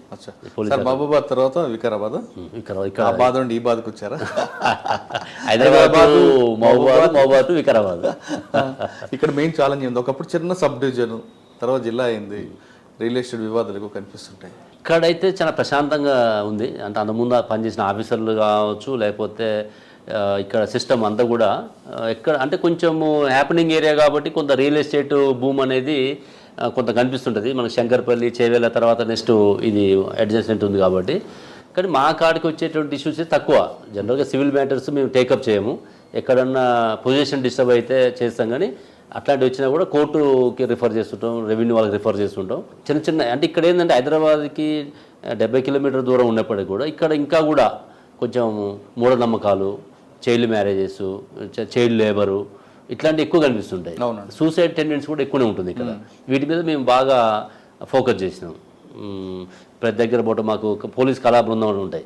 వీటిని వాటిని తీసుకుపోయి మేము అక్కడ అంటే హాట్స్పాట్స్ ఐడెంటిఫై చేస్తాం. జిల్లాలో ఏ ప్రాంతాల్లో ఈ సూసైడ్ టెండెన్సీ ఎక్కువ ఉంది, ఎక్కడ చైల్డ్ మ్యారేజ్ ఎక్కువ జరుగుతుంది, ఎక్కడ చైల్డ్ లేబర్ ఎక్కువ ఉంది, వీటిని హాట్స్పాట్స్ ఐడెంటిఫై చేసుకుని ఆ ప్లేసెస్లో మన ఎన్జిఓస్ని తర్వాత మా పోలీస్ కళా బృందాన్ని తీసుకెళ్ళి అక్కడ వాళ్ళని అక్కడ ఉన్నటువంటి జనాల్ని ఇన్వాల్వ్ చేసుకుంటూ వాళ్ళ మీద అవేర్నెస్ మనం చేయగలిగింది అవేర్నెస్ చేస్తున్నాం. ఈ చైల్డ్ మ్యారేజ్, చైల్డ్ లేబర్ మీద కేసెస్ కూడా పెడుతున్నాం అదర్ ఏజెన్సీస్ తోటి కోఆర్డినేట్ చేసుకొని. అట్లుంది. నార్మల్ క్రైమ్ అయితే కొంచెం నార్మల్ అని చెప్పాలి. ఇంకా ఆర్గనైజ్డ్గా అయ్యేటువంటి క్రైమ్స్ అయితే తక్కువ. ఎక్కువ యాక్సిడెంట్స్ కేసులు ఉంటాయి, రోడ్ యాక్సిడెంట్స్ అవుతుంటాయి. అది కూడా స్టేట్తో కంపేర్ చేస్తే తక్కువే మనది. మేము కూడా దాని మీద ఫోకస్ చేస్తున్నాం ఎక్కువ. ప్రతి డైలీ మానిటర్ చేస్తాం. ఒక కేసు అయిందంటే, ఒక రోడ్ యాక్సిడెంట్ అయిందంటే ఎందుకు అయింది, దాన్ని ప్రివెంట్ చేయడానికి మనం ఏమేం చేయొచ్చు అనే దాని మీద 360 degreesలో మానిటర్ చేసి చాలా వరకు తగ్గగలుగుతున్నాం మేము. నేను వచ్చిన దగ్గర నుంచి రోడ్ యాక్సిడెంట్స్ కూడా తగ్గించాను. అచ్చా, ఎన్ని ఉంటాయండి బ్లాక్ స్పాట్స్ మీకు ఇక్కడ? బ్లాక్ స్పాట్స్ మా జిల్లాలో సుమారుగా 32 ఉన్నాయి. 32. కానీ ఎక్కువ వికారాబాద్ ఫారెస్ట్లో ఈవినింగ్ వీకెండ్స్లో చేంజింగ్ బైక్ రైజింగ్ ఇవన్నీ జరుగుతుంటాయి. అది తక్కువ యాక్చువల్గా. మొన్న ఒక రోజు ఆగస్టు 15th రోజు మేము అందరం కూడా అక్కడ ఇన్వాల్వ్ అయినాము ప్రోగ్రాంలో. ఇది అన్ఎక్స్పెక్టెడ్గా జరిగింది. నార్మల్గా ఎవ్రీ వీకెండ్ విజిటర్స్ వస్తూనే ఉంటారు, పబ్లిక్ వస్తుంటారు, సాటర్డే సండే. మేము అందరూ కూడా పెట్రోలింగ్ పార్టీస్ పోలీసింగ్ అంతా ఉంటుంది. ఆ రోజు మనకి విఐపీ మూవ్మెంట్స్ ఇవన్నీ ఉండేసరికి మేము ఫోకస్ అంతా ఇక్కడ ఉండేసరికి వాళ్ళు కొద్దిమంది ఆ రోజు ఆగస్ట్ 15th కాబట్టి స్టూడెంట్స్ కొద్దిమంది అనుకొని ఔటర్ రింగ్ రోడ్ మీద చేద్దాము, తర్వాత ఇటు మన అనంతగిరి స్పాట్ పోదామని అనుకొని అప్పటికప్పుడు జరిగింది. ఇది ఆర్గనైజ్డ్గా జరిగిన సందర్భం కాదు అది. అయినా కూడా దాని మీద కూడా మనం వాళ్ళు కేసు పెట్టినాం, కేసు బుక్ చేసినాం, వాళ్ళు ఐడెంటిఫై చేసినాం, తీసుకొచ్చి కోర్టులో హ్యాండ్ ఓవర్ చేయడం జరిగింది. ఓకే సార్, తాండూరు ఆ బెల్ట్ అంతా చూస్తే కొంచెం మీరు అన్నట్లుగా మూఢనమ్మకాలు ఎక్కువ కనిపిస్తుంటాయి. వాటి మీద మేము ఫోకస్ అయ్యేది ఉంటుంది. అదే కాకుండా ప్రాపర్టీ అఫెన్స్ కూడా ఎక్కువ కనిపిస్తుంది. ప్రాపర్టీ అఫెన్స్లు అయితే తక్కువే, కాకపోతే ఏంటంటే అక్కడ సిమెంట్ ఇండస్ట్రీస్ ఉండబట్టి ఈ అదర్ స్టేట్ వాళ్ళు వర్కర్స్ వచ్చి పనిచేస్తుంటారు. వాళ్ళు ఫ్రీక్వెంట్గా మారుతుంటారు, చేంజ్ అవుతుంటారు. అట్లా వాళ్ళంతా డేటాబేస్ పెట్టుకుంటున్నాం మేము. ఎవరైనా మిస్సింగ్ అయినా కానీ ఇంకెవరైనా ప్రాపర్టీ అఫెన్స్ ఇన్వాల్వ్ అయినా కానీ మనం వాళ్ళ మీద ఆ సమాచారం తీసుకొని ఆ డేటాబేస్ని వాడుకొని మనం చేస్తున్నాం. అక్కడ ట్రైన్ రూట్ కూడా ఉంది కాబట్టి కొంత అదర్ స్టేట్ గ్యాంగ్స్ కూడా వచ్చే అవకాశం ఉంది. అయినా కూడా మేము ఎప్పటికప్పుడు మా CCS చాలా యాక్టివ్ ఉంది. ఇక్కడ కూడా టాస్క్ ఫోర్స్ టీం ఉంది, చాలా యాక్టివ్గా పనిచేస్తున్నాం. ఇక్కడ టాస్క్ ఫోర్స్ కూడా మనం ఏం చేస్తుంటే అదర్ డ్యూటీస్ జనరల్గా ఇక్కడ ఫుడ్ అడల్ట్రేషన్, ఇప్పుడు హైదరాబాద్లో మేము టాస్క్ ఫోర్స్లో పనిచేసిన అనుభవం ఉంది కాబట్టి దాని ప్రభావం ఈడ కూడా ఉంటుంది. ఈ నకిలీ టీ పౌడర్స్ అని, అల్లం పేస్ట్ అని, విత్తనాలని ఇవన్నీ చేసినప్పుడు టాస్క్ ఫోర్స్ కంప్లీట్గా మనం దాని మీదనే ఫోకస్ చేసి వాళ్ళ మీద కూడా మనం నిఘా పెట్టడం జరుగుతుంది. చాలా కేసులు వేయడం జరిగింది, దాదాపు ఒక 200 పైనే మనం ఈ కేసులు వేయడం జరిగింది. సార్ ఇప్పుడు ఇంకా మీ సొంత వరకు వస్తే సూర్యాపేటలో టీచర్గా మీరు స్టార్ట్ చేసి తర్వాత పోలీస్ ఆఫీసర్ అయ్యారు. కానీ సూర్యాపేటలో లైబ్రరీలు పెట్టించడం, స్కూల్స్ కట్టించడం, పిల్లలందరికీ చదువుకి ఎక్కువగా ఫోకస్ ఇవ్వడానికి మీ ఉద్దేశం ఏంటి? అంటే యాక్చువల్గా సూర్యాపేట అంతటికి మనం ఏం చేయట్లేదు. మా విలేజ్, నేను పుట్టిన ప్రాంతం కాబట్టి ఒక స్టేజ్కి వచ్చిన మనం పుట్టినూరికి నా బాధ్యతగా నేను చేస్తున్నా. దాన్ని చూసి కొంతమంది ఇన్స్పైర్ అవుతున్నారు. ఎందుకంటే మీ అసలు యాక్చువల్గా చాలా మంది ఇన్స్పైర్ కావడానికి మీరు అడిగిన ప్రశ్న ఏంటంటే, మేము ఒక మారుమూల గ్రామీణ ప్రాంతం నుంచి నార్మల్గా ఒక కానిస్టేబుల్, ఒక ఎస్ఐనో, ఒక టీచర్ అయితే చాలు అన్నటువంటి మైండ్ సెట్ ఉంటుంది మా అందరికి కూడా. ఇంత పెద్ద స్థాయికి అసలు ఉంటాయి అనేటువంటి అవేర్నెస్ ఉండదు మా ప్రాంతాల్లో. జనరల్గా ఏం చేస్తారంటే అప్పుడు ఒక డిగ్రీ చదివి BEd చేసి ఒక టీచర్గా, పోలీస్ అంతే. నల్గొండ జిల్లాలో అదే టెండెన్సీ ఉంటుంది. మేమేం చేసినామంటే ఒక స్టెప్ ముందుకేసినాం. టీచర్ అయిన తర్వాత నాకు ఫస్ట్ ర్యాంక్ వచ్చినప్పుడు, నేను ఫస్ట్ ప్రైమరీ స్కూల్ టీచర్కి ఫస్ట్ ర్యాంక్ వచ్చింది. నేను కృష్ణా జిల్లాలో రాసిన, మా పక్కనే జిల్లా అది. నేను నా స్టడీ ఏమో కోదాడు, ఇంటర్మీడియట్ డిగ్రీ కోదాడు. ఆ తర్వాత MSc BEd నేను ఆంధ్ర యూనివర్సిటీ విశాఖపట్నంలో చేసిన తర్వాత అప్పుడు నేను కృష్ణా జిల్లాలో రావడానికి కూడా కారణం ఏంటంటే నల్గొండలో బాగా కాంపిటీషన్ ఉండేది. ఆ కాంపిటీషన్లో మనం తట్టుకోవడం లేదో, ఫస్ట్ ఏదో ఒక గవర్నమెంట్ ఉద్యోగం రావాలి అనే ఉద్దేశంతో పక్క జిల్లాయే కదా అని చెప్పేసి అక్కడ ప్రయత్నం చేసి అక్కడ ఫస్ట్ ర్యాంక్ వచ్చినాక నాకు కూడా కాన్ఫిడెన్స్ వచ్చింది. మళ్ళీ హై స్కూల్ టీచర్గా ఎమ్మటే నోటిఫికేషన్ వస్తే నెక్స్ట్ ఇయరే నేను మళ్ళీ నల్గొండ జిల్లాలో రాసి ఇక్కడ సెకండ్ ర్యాంక్ వచ్చింది. అక్కడ ఫస్ట్ ర్యాంక్ సెకండ్ ర్యాంక్ వచ్చింది కాబట్టి కొద్దిగా మనకు కూడా ఆత్మవిశ్వాసం పెరిగింది. మనం కూడా ఈ కాంపిటీషన్లో తట్టుకోగలము అనే దాంట్లో ఇప్పుడు కొంచెం పైకి ఆలోచించినప్పుడు అప్పుడు ఉన్నటువంటి మా సీనియర్స్తో మాట్లాడటం, ఉస్మానియా యూనివర్సిటీలో కొంతమంది ఫ్రెండ్స్తో డిస్కస్ చేయడం వల్ల ఈ పబ్లిక్ సర్వీస్ కమిషన్ కూడా ట్రై చేద్దామని ఉద్దేశంతో అప్పుడు గ్రూప్ 1 గ్రూప్ 2 2 పడితే అప్లై చేసి రావడం జరిగింది. అట్లా DSPగా సెలెక్ట్ కావడం జరిగింది. ఆ తర్వాత ఏంటంటే ఇదంతా అంటే మనము ఉన్న నేపథ్యంలో తెలుగు మీడియం చదువుకొని రూరల్ ఏరియాలో ఉండి ఒక DSP స్థాయికి ఎదిగింది కాబట్టి నాలాంటి వాళ్ళు చాలా మంది అక్కడ మనం కూడా ప్రయత్నం చేద్దాం అనేది వాళ్ళకు ఒక మెసేజ్ని ఇవ్వగలిగిన మనం. అట్లా చాలా మంది తర్వాత చాలా మంది అక్కడి నుంచి సెలెక్ట్ కావడం జరిగింది, ఈ గ్రూప్ 1 కానీ గ్రూప్ 2 కానీ. ఆ తర్వాత ఏమైందంటే నేను మహబాద్ పనిచేసిన కాబట్టి నాకు దగ్గరైంది, మా సొంత ప్రాంతం దగ్గర కావడం వల్ల కొంచెం ఫ్రీక్వెంట్గా నేను పోయినప్పుడు అక్కడున్న పరిస్థితులు, మాది కూడా కొద్దిగా ఫ్యాక్షన్ విలేజ్. నేను చదువుకునేప్పటి నుంచి కొంచెం ఈ మర్డర్లు, ఈ పొలిటికల్ వార్ జరుగుతుండేది. అప్పుడు నేను 7th 10th చదువుతున్న వాళ్ళు కూడా కేసులు కావడం ఇవన్నీ అయింది. అట్లా చూసుకొని మనం కొంతవరకు ఏమన్నా మారుదామనే ఉద్దేశంతో అందరిని కూర్చోబెట్టి మాట్లాడటము, కొంచెం ఫ్యాక్షన్ లేకుండా కలుపుకొని పోవటము, అందరిని కలిపి చేసి కొంచెం డెవలప్మెంటల్ యాక్టివిటీస్ మీద మనకున్నటువంటి డోనర్స్ కొంతమంది పిలిచి చేయడం, కొంతమందితో మనం మంత్రుల కాడికి పోవడం, కలెక్టర్ గారికి పోవడం, కొన్ని ఫండ్స్ చూపించడము, అక్కడ ఉన్నటువంటి ఎమ్మెల్యే గారితో, మినిస్టర్ గారితో మమేకమయ్యి మా విలేజ్కి ఇన్వైట్ చేయించి ఏదైనా చిన్న ఒక ఉద్యోగం మామూలుకి వచ్చింది, ఒక కానిస్టేబుల్ వచ్చింది అనుకోని అతనికి సన్మానం చేయించడము. దానివల్ల చాలామందికి మళ్ళీ ఇన్స్పిరేషను. నేను నా దగ్గర తీసుకుపోయి మహబూబాద్ తీసుకుపోయి నేను నెల 2 నెలలు వాళ్ళతో నోటిఫికేషన్ పడ్డప్పుడు వాళ్ళకి ఫిజికల్ యాక్టివిటీస్లో ట్రైనింగ్ ఇప్పించడము, నేనే వాళ్ళకి రూమ్ ఇప్పించడము, దగ్గర నుండి మానిటర్ చేసేవాడిని. ఇప్పుడు ఇక్కడ వికారాబాద్ వచ్చినాక కూడా మొన్న కొద్దిమందిని తీసుకొచ్చి మొన్న కానిస్టేబుల్ దాంట్లో కూడా కొంతమంది సెలెక్ట్ కావడం జరిగింది. ఇట్లా ఒక జనరేషన్ మారినప్పుడు తర్వాత వాళ్ళు కూడా వచ్చే అవకాశం ఉంది. మా విలేజ్లో గవర్నమెంట్ ఉద్యోగులు చాలా తక్కువ. ఓకే, అవేర్నెస్ లేకపోవడము, కొంత ఆర్థిక ఇబ్బందులు ఉండటము, ఇట్లా అయింది. తర్వాత స్కూల్ కూడా మేము గవర్నమెంట్ స్కూల్, మేము చదువుకున్న స్కూల్ మా ఊళ్ళో 7th వరకే ఉండే, మేము కూడా అదే స్కూల్లో చదువుకున్నాం. ఆ స్కూల్ కూడా కొంత డెవలప్ చేయాలని ఉద్దేశిస్తుంటే అందరిని ఎంప్లాయీస్ని మా దగ్గర ఉన్న అంత ఎంప్లాయీస్ తోటి మాట్లాడి ఎవ్రీ ఇయర్ ఇప్పుడు కేరళ టీచర్ని పెట్టినాం మనం. ఇప్పుడు తెలంగాణ గవర్నమెంట్ ఇప్పుడు గవర్నమెంట్ స్కూల్లో ఇంగ్లీష్ మీడియం పెట్టింది. మేము 5 years బ్యాకే పెట్టించినాం మా విలేజ్లో. 5 years బ్యాకే ఇంగ్లీష్ మీడియం పెట్టించి, అంటే గవర్నమెంట్ స్కూల్లోనే కేరళ టీచర్ని తెప్పించి నెలకి 30,000 శాలరీ ఇస్తాం ఇద్దరు టీచర్స్కి, మేమందరం ఎంప్లాయీస్ కలిసి. ఇప్పటికి కూడా అది కంటిన్యూ అవుతుంది, మంచి రిజల్ట్స్ వస్తున్నాయి. దాన్ని అప్గ్రేడ్ చేసుకోవాలనేది ఒక ఆలోచన. అట్లా లైబ్రరీ కూడా కట్టించినాం. ఈ ఎవరైతే ఈ స్టూడెంట్స్ అందరికీ కాంపిటేటివ్ ఎగ్జామ్స్లో, అంటే మాకు అవి అవేర్నెస్ లేదు. ఇప్పుడు మనం ఒక స్థాయికి వచ్చినాక కూడా మన అదే పరిస్థితి ఉండొద్దనే ఉద్దేశంతో అందరినీ అక్కడ లైబ్రరీకి ఇన్వైట్ చేయడము, ఎన్ని చేసుకోవడము, ఇట్లా తర్వాత వాటర్ ప్లాంట్స్ కూడా పెట్టడము, ఇట్లా ఓన్లీ విలేజ్ వరకు నేను మన పుట్టినూరు కాబట్టి, చదువుకున్న స్కూల్ కాబట్టి అనే దాంట్లో కొంత నేను ఒక నా బాధ్యతగా చేస్తుంది. నేను దాన్ని ఇంకోటి ఏదో పెద్దగా అని అనుకోవట్లేదు. కాకపోతే ఏంటంటే ఇది మౌత్ టు మౌత్ స్ప్రెడ్ అయ్యి చాలామంది మా యొక్క సర్కిల్ వాళ్ళు కూడా కొంత విలేజ్లలో, ఇప్పుడు మీరు ఇందాక ఆసిఫాబాద్ ఎస్పీ సురేష్ గురించి చెప్పారు, అతను అంతకుముందే ఆ లైబ్రరీ కట్టించారు వాళ్ళ విలేజ్లో మాకంటే ముందే. మేము అతను చూసి ఇన్స్పైర్ అయినాం, వాళ్ళ విలేజ్ కూడా పోయినాం. అట్లా ఒకదానికొకటి ఏంటంటే కనెక్టివిటీ, ఇది డెవలప్మెంట్లో మనం కూడా కొంత భాగస్వామ్యం కావచ్చు అనేది. మనం జేబుల నుంచి డబ్బులు పెడితేనే కాదు, మనకు ఉన్నటువంటి ఇన్ఫ్లుయెన్స్ తోటి కొంతమందిని మనం మోటివేట్ చేసినా, కొంత అవేర్నెస్ క్రియేట్ చేసినా కూడా చాలు. వాళ్ళ యొక్క లైఫ్ స్టైల్ని మనం ఇంప్రూవ్మెంట్ చేయడానికి అనేది ఒక ఆలోచన. అంటే మీరు పుట్టినూరుని బాగు చేయాలని నేను సైతం అంటూ మీకు చేస్తున్నారు. కానీ కొంతమంది కోదాడ ఎమ్మెల్యేగా రావడానికి కోటిరెడ్డి గారు అని కృషి చేస్తున్నారు అంటుంటారు. అసలు అట్లాంటి ఆలోచన లేదు, ఆ ఉద్దేశం లేదు. మేము పెరిగిన నేపథ్యము, మా గ్రామ నేపథ్యంతో మనం చేస్తున్నప్పుడు ఏమైందంటే కొంతమందిని అభిమానంతో అనొచ్చు, కొంతమంది విమర్శించేవాళ్ళు కూడా అనొచ్చు. కోటిరెడ్డి గారికి నెక్స్ట్ రాజకీయాలు రావాలంటే కోదాడకి పోటీ చేయొచ్చు అంటున్నారు. ఇప్పుడు అది చేయడానికి ఎవరికైనా అవకాశం ఉంది కదా, చేయకూడదని ఏం లేదు, చేయాలని ఏం లేదు. అది ఇండివిజువల్ డెసిషన్. అది మనం ఒక సర్వీస్లో ఉండి మనము ఇది అయిపోయిన తర్వాత దాని గురించి ఏదైనా మాట్లాడడానికి అవకాశం ఉంటుంది. కానీ కొంతమంది ఏంటంటే అట్లా దాన్ని స్ప్రెడ్ చేసే అవకాశం కూడా ఉండొచ్చు. కానీ బ్యూరోక్రాట్స్ పొలిటీషియన్ అయితే సక్సెస్ అయ్యే అవకాశం చాలా తక్కువ కనిపిస్తుంటుంది. ఆఫ్ కోర్స్ కావచ్చు. అంటే ఇప్పుడు సక్సెస్ అయిన వాళ్ళు ఉన్నారు, కానోళ్ళు ఉన్నారు. అది వాళ్ళ ఇండివిజువాలిటీని బట్టి ఉంటుంది అది. ఓకే, సరే మన ప్రొఫెషన్లోకి వద్దామండి.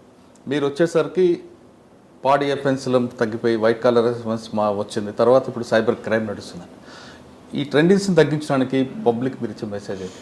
ఇప్పుడు రెగ్యులర్గా మేము మా దగ్గర ఐటీ కోర్ టీం ఉంది. తర్వాత సైబర్ సెక్యూరిటీ వింగ్ కూడా ఇప్పుడు కొత్తగా ఏర్పాటు చేశారు. మనకి హైదరాబాద్లో ICCC పెట్టిన తర్వాత స్టేట్ వైడ్గా పెట్టి ప్రతి డిస్టిక్ కూడా ఒక టీంని ఇవ్వడం జరిగింది. ఒక DSP ర్యాంకు, ఒక ఇన్స్పెక్టర్ ర్యాంకు ఇచ్చి మానిటర్ చేస్తారు. మనం ప్రతి పోలీస్ స్టేషన్లో కూడా ఒక కాప్స్ అని మనం సపరేట్ ఒక వర్టికల్ పెట్టినాం. మన ఈ కంప్యూటర్స్ మీద జరిగేటువంటి అఫెన్స్ల గురించి చూడడానికి. అంటే దాంతో ఏమైందంటే ఫస్ట్ పబ్లిక్ అవేర్నెస్ కావాలి. ఈ చిన్న వాళ్ళు ఫోన్తోటే వాళ్ళు నెంబర్స్ OTPలు అడగడము, బ్యాంకులో అమౌంట్ చేయడం జరుగుతుంది. అట్లాంటి వాళ్ళు అమౌంట్ మనం ఈ పోలీస్ కళా బృందంతో, ఈ సైబర్ టీమ్ తోటి, IT కోర్ టీమ్ తోటి మేము రెగ్యులర్గా ఏదో ఒక విలేజ్లో మీరు చూడండి, వికారాబాద్లో ఏదో ఒక విలేజ్ ఒక యాక్టివిటీ జరుగుతూనే ఉంటుంది పోలీసుది.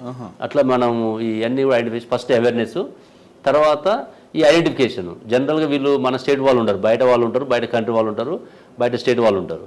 వాళ్ళ కాడికి కూడా మనం టీమ్స్ పంపించి, హైదరాబాద్లో వాళ్ళు సైబరాబాద్ కానీ హైదరాబాద్ టీమ్స్ బాగా పనిచేస్తుంటాయి, వాళ్ళు అడ్వాన్స్ ఉంటారు కాబట్టి టెక్నాలజీలో.